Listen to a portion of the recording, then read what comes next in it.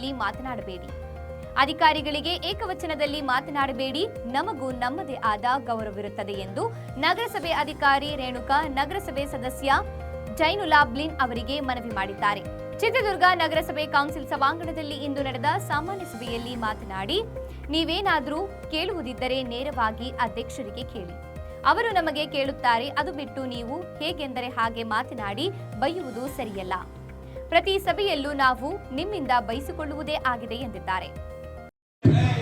ಸದಸ್ಯರಲ್ಲಿ ದಯವಿಟ್ಟು ಒಂದು ಮನವಿ ಮಾಡ್ಕೊತಾ ಇದ್ದೀನಿ, ಅಧಿಕಾರಿಗಳನ್ನ ಯಾರು ಸದಸ್ಯರು ಪ್ರಶ್ನೆ ಮಾಡಬೇಡಿ. ಈ ತರ ಮಾನ ಮರ್ಯಾದೆ ಇಲ್ಲ ಅಂತ ಯಾವ ಸದಸ್ಯರು ಕೇಳಂಗಿಲ್ಲ. ನೀವು ನಿಮ್ಮ ಸಮಸ್ಯೆಗಳೇನಿದ್ರು ನಿಮ್ಮ ಅಧ್ಯಕ್ಷ ಹತ್ರ ಕೇಳಿ.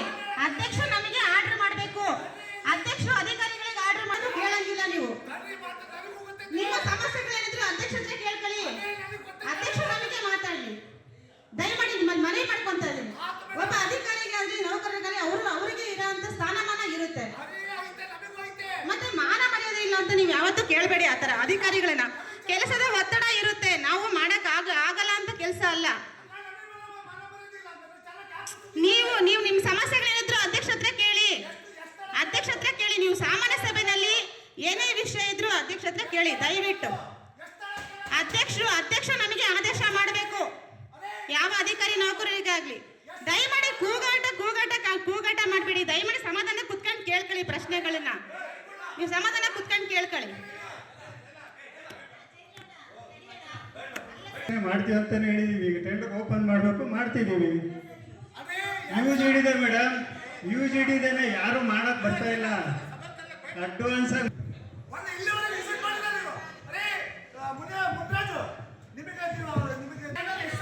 ಕುತ್ಕೊಳ್ಳಪ್ಪ ಒಂದು ನಿಮಿಷ. ಇಂಜಿನಿಯರ್ ಎಲ್ಲೂ ಹೋಗಲ್ಲ, ಇರ್ತಾರೆ ಆಫೀಸಲ್ಲೇ ಮೀಟಿಂಗ್ ಅಲ್ಲಿ. ಎಲ್ಲರ ವಿಚಾರಗಳು ಮಾತಾಡೋದು, ಒಬ್ರು ವಿಚಾರಕ್ಕಲ್ಲ ಬಂದಿರೋದಿಲ್ಲ. ವಿಚಾರಗಳು ಮಾತಾಡೋದು ಸರಿಯಾಗಿ ಕಲ್ತ್ಕೋ. ಹೆಂಗ್ ಬೇಕಾದ್ರೆ ಹಂಗೆ ಮಾತಾಡ್ಬೇಡ. ಮಾತಾಡಿದ್ರೆ ಸರಿಯಾಗಿ ಮಾತಾಡ್ಕೊ. ಈಗ ಅವರು ಉದ್ದೇಶ ಪಟ್ಟು ಇದು ಮಾಡಿರಲ್ಲ. ಈಗ ಅವ್ರು ಒಂದು ಮಾತು ಹೇಳಿದ್ರು, ಗುತ್ತಿಗೆದಾರರು ಅಡ್ವಾನ್ಸ್ ಆಗಿ ಕೆಲಸ ಮಾಡ್ತಾ ಇಲ್ಲ. ನಾನು ಕೇಳ್ರಿ ಒಂದು ವಿಚಾರನ ಹೇಳ್ತಾ ಇದ್ದೀನಿ. ನಮ್ಮ ಈ ಕೌನ್ಸಿಲ್ ಅವಧಿ ಮುಗಿತಾ ಇದೆ. ಯಾರನ್ನಾದ್ರೂ ಅಡ್ವಾನ್ಸ್ ಆಗಿ ಮಾಡಿದ್ರೆ ಪರ ವಿರೋಧ ಯಾವುದೇ ಪಕ್ಷದವರಿರಲಿ ಯಾವುದೇ ಸದಸ್ಯರಿರಲಿ ಜನರು ಕೆಲಸ ಮಾಡಿಸಿರ್ತಾರೆ. ಆ ಗುತ್ತಿಗೆದಾರರಿಗೆ ಯಾವುದೇ ಥರದ ತೊಂದರೆ ಆಗಬಾರ್ದು.